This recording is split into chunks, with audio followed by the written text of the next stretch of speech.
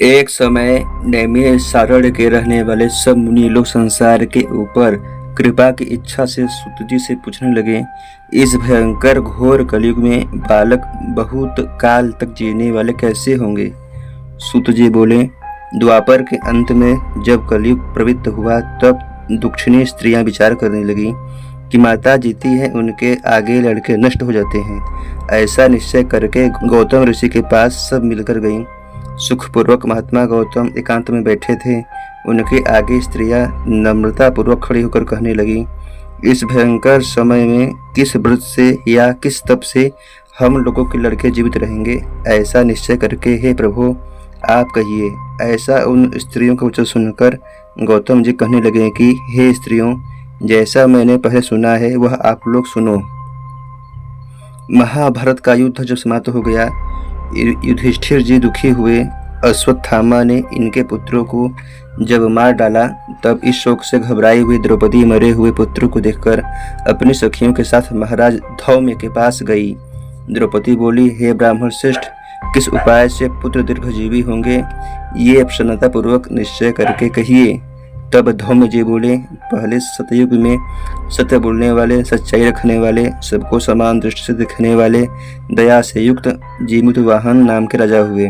वह किसी समय अपने ससुराल में जाकर अपनी स्त्री के साथ रहने लगे।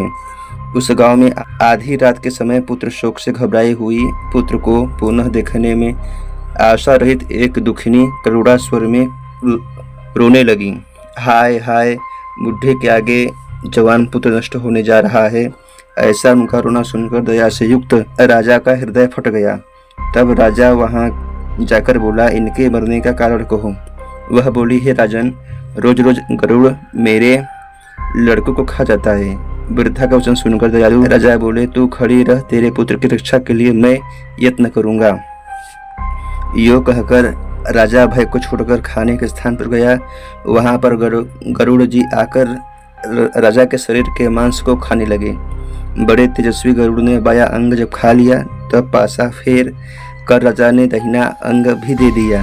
उसको देखकर गरुड़ जी ने पूछा कि देव योनियों में आप कौन हैं? हे वीर, आप मनुष्य नहीं हैं, अपने जन्म और कुल को कहिए। इसके बाद राजा स्वयं पीड़ा से घबराया हुआ बोला कि हे गरुड़, आप अपनी इच्छा पूर्वक भोजन कीजिए, व्यर्थ के प्रश्नों को मत कीजिए। इस वाक्य को सुनकर गरुड़ ने उसे खाना छोड़ दिया। फिर आग्रह पूर्वक राजा के जन्म और कुल को पूछने लगा। राजा बोला, मेरी माता रानी शव्या है, पिता राजा शालिवाहन है, सूर्य वंश में उत्पन्न हुआ मैं राजा जीमूतवाहन हूँ। इस दयालुता को देखकर राजा से गरुड़ जल्दी से बोला कि हे महाराज, जो आपके मन में हो सो आप वर मांगिए। राजा बोले, हे गरुड़, अगर आप मुझको वर देना चाहते हैं तो मैं मांगता हूँ, जिनका आपने पहले आहार बनाया है वे सब जी जाएं, और फिर जब आप किसी जीव को न खाएं, यही मेरी प्रार्थना है। जो जीव उत्पन्न होते हैं वे बहुत काल तक जिए, ऐसा उपाय कीजिए। धौम्य जी बोले, आनंद के सहित वह देकर पक्षियों के राजा गरुड़ स्वयं राजा की इच्छा से अमृत लेने के लिए गए और अमृत लाकर पृथ्वी पर मृत शरीर और हड्डियों पर चारों तरफ से खूब बरसाया। जब वे जो खाए गए मनुष्य थे वे सब गरुड़ की प्रसन्नता से और राजा की कृपा से जी गए। राजा का शरीर पहले से दूना सुशोभित हुआ। राजा की दयालुता देखकर फिर गरुड़ जी बोले कि दूसरा वरदान लोकहित की इच्छा से मैं स्वयं देता हूँ। आश्विन मास में कृष्ण पक्ष की अष्टमी बड़ी शुभ है, सप्तमी से रहित वह आज है, और तुम प्रजाओं को जिलाने वाले हो, उस कारण ये आज का दिन ज्ञानमय होगा। श्री दुर्गा जी की मूर्ति का बहुत भेद है, जो तीनों लोक में पूजनीय है। हे वत्स, आज अमृत के लाने से इस अष्टमी का नाम जीव पुत्रिका हुआ, और ये देवी है दुर्गा है। इस अष्टमी तिथि में जो स्त्रियां जीव पुत्रिका का पूजन करेंगी और कुशल से तुम्हारा रूप बनाकर श्रद्धा और भक्ति से पूजन करेंगी, उनके सौभाग्य की वृद्धि और वंश की निरंतर वृद्धि होगी। हे महाराज, इसमें कोई संशय नहीं है। सप्तमी से रहित जो अष्टमी है उसमें उपवास करें, जिसमें सूर्य नारायण उदय हो वही अष्टमी है, और पारण नवमी के दिन करें। सप्तमी के रहित सप्तमी के सहित अष्टमी नहीं करना चाहिए, नहीं तो फल नहीं होता है और सौभाग्य भी निश्चय ही नष्ट हो जाता है। इस प्रकार से गरुड़ जी राजा को वरदान देकर विष्णुपुर बैकुंठ को चले गए।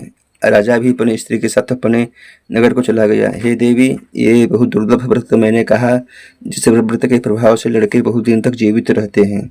इस वास्ते हे देवी, तुम व्रत को पूर्वोक्त विधि से करो और इसमें पार्वती जी की शैलपुत्री जो हैं उनका पूजन करो, तुम सबको फल प्राप्त होगा। मुनि के इस वचन को सुनकर द्रौपदी ने बहुत प्रसन्न होकर ग्राम की सब स्त्रियों को बुलाकर उत्तम व्रत को किया। गौतम ऋषि बोले, इस व्रत के प्रभाव को सुनकर चिल्ही ने किसी सुंदर सखी सियारिन से कहा, उसको भी इस व्रत को स्वीकार किया। किसी पीपल की डाली की छाया में रहकर चिल्ही व्रत को करने लगी।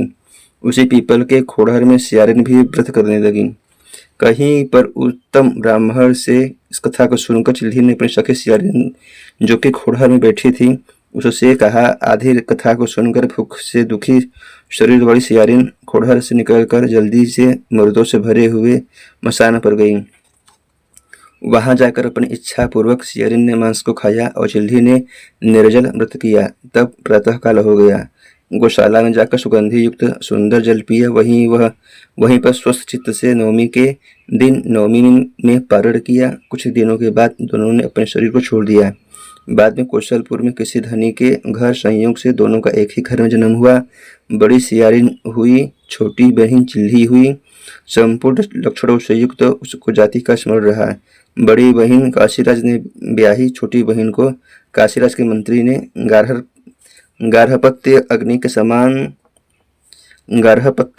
के समीप में विधि पूर्वक ब्याह किया। पूर्व जन्म के फल से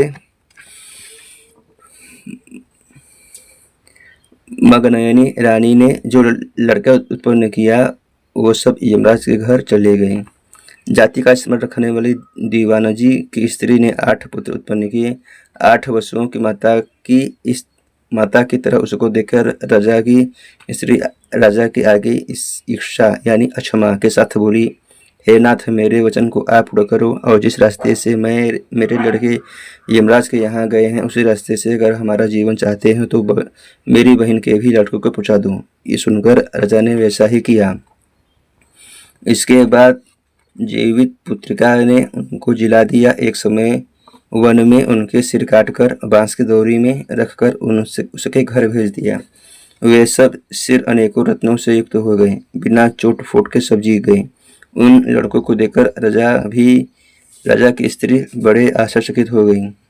आकर के अपनी बहन से पूछने लगी कि तुम कौन से व्रत किया तो जिससे तुम्हारे लड़के बार बार मर के भी जी जाते हैं। दीवानजी की स्त्री बोली, पूर्व जन्म में मैं चिल्ही रही तो सियारिन रही। जीवित पुत्रिका के व्रत को करती हुई तूने अच्छी तरह व्रत का पालन नहीं किया। उसी दोष से हे बहन तेरे लड़के नहीं जीते, मेरा व्रत नष्ट नहीं हुआ था, इससे मेरे लड़के जीवित रहते हैं। हे प्यारी, अब तुम और राजा साहब इस व्रत को करो। इस व्रत के प्रभाव से तुम्हारे पुत्र जीवित रहेंगे। हे भाग्यवती, मैं सच कहती हूँ। उसके वचन को सुनकर उसने इस व्रत को किया। उस दिन राजा जीवित पुत्र हुए और उस स्त्री के लड़के सब बड़े सुंदर हुए। इस पृथ्वी में वे लड़के राजा हुए, बहुत समय तक जीने लगे। सुत जी ऋषियों से बोले, मैंने सुंदर व्रत संपूर्ण सौभाग्य को बढ़ाने वाला कहा है। पुत्रों के दीर्घ जीवन की इच्छा वाली स्त्रियां इस व्रत को करें। संप्रदाय से प्राप्त जीवित पुत्रिका की ये व्रत कथा समाप्त हो गई। इसको लोग भविष्य और भविष्योत्तर की कथा भी कहते हैं। भविष्य पुराण आदि की कोई महत्ता नहीं है। हमारे उन्नत भारतवर्ष का यहाँ तक कि कोई भी व्रत करना इसे हमें कठिन मालूम पड़ता है और अनेक दुख बीमारी वगैरह को भोग रहे हैं।